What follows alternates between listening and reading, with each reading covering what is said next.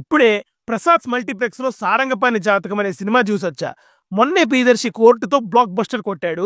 ఇప్పుడు సారంగపాణి జాతకంతో వచ్చాడు.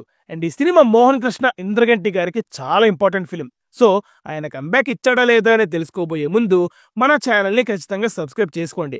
అందరికంటే ముందు రివ్యూస్ అవడానికి ట్రై చేస్తున్నాం. So please do support. Coming to the story line. Sarangapani ఒక జాతకాలు పిచ్చోడు. వాటిని బ్లైండ్ గా నమ్మేస్తాడు. అలా ఒకసారి జాతకం చూపిస్తే తనకి లైఫ్ లో ఒక అన్ఎక్స్పెక్టెడ్ ఇన్సిడెంట్ జరుగుతుందని చెప్తారు.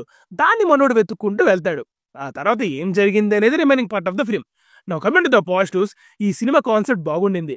ప్రజెంట్ జనరేషన్ లో ఒక మనిషి ఈ మూఢనమ్మకాలు జాతకాల పిచ్చితో ఎంత దూరం వెళ్ళాడు, వెళ్ళి ఏం చేశాడు, అసలు జాతకాలు నమ్మచ్చా, ఇలా చాలా వాటిని డీల్ చేసి చూపించే స్కోప్ ఉన్న కాన్సెప్ట్ ఇది.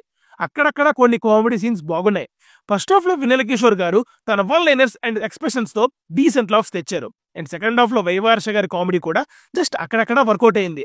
Music by Vivek Sagar is okay just పర్లేదంతే. And cinematography is decent. Last 5 minutes లో తనికల భరణి గారిది ఒక చిన్న ఎపిసోడ్ ఉంటుంది, జస్ట్ ఎండ్ క్రెడిట్స్ కి ముందనమాట. ఆ చిన్న సీన్ చాలా బాగా నవ్వించింది. Now coming to the negatives.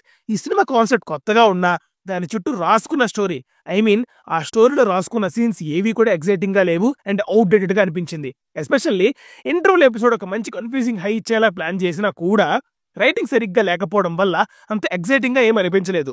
Mohan Krishna Indraganti గారు ప్రెసెంట్ కి తగ్గట్టు ఒక న్యూ ఏజ్ సినిమా తీయాలన్న ప్రయత్నం కనబడింది. బట్ తను ఈ కాన్సెప్ట్ ని డీల్ చేసిన విధానం, రాసుకున్న సీన్స్ అన్ని ఓల్డ్ ఏజ్ లోనే ఆగిపోయాయి. ఫస్ట్ హాఫ్ కొద్దిగా పర్లేదు, బట్ సెకండ్ హాఫ్ అంతా ఆ హోటల్ అనే ఒక వైజాగ్ హోటల్లో జరుగుతుంది.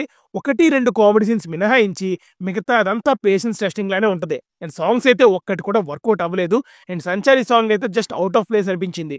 అండ్ ఈ సినిమాలో చాలా మంది సపోర్టింగ్ రోల్స్ లో చేశారు. లైక్ నరేష్, శ్రీనివాస్, ఇలా చాలా మందే ఉన్నారు. కానీ ఎవరిని ఫుల్ ఫ్లెడ్జ్డ్ గా యూజ్ చేసుకోలేదు. మోహన్ కృష్ణ ఇంద్రగంటి గారి డైలాగ్స్ అంటే నాకు చాలా ఇష్టం. బట్ ఈ సినిమాలో ఆ మ్యాజిక్ అయితే మిస్ అయింది. ఎలాగైనా న్యూ ఏజ్ సినిమా తీయాలి అనే తపనతో మిగతా ఎలిమెంట్స్ అన్ని సరిగ్గా ఎగ్జిక్యూట్ చేయలేదు అనిపించింది. Coming to the performances. Priyadarshi is decent in his role. Vinay Kishore గారు యాజ్ యూజువల్ గా బాగా చేశాడు. And Viva Harsha is decent. Heroine గా చేసిన రూప కడువాయర్ గారు కూడా డీసెంట్ పర్ఫార్మెన్స్ ఇచ్చారు.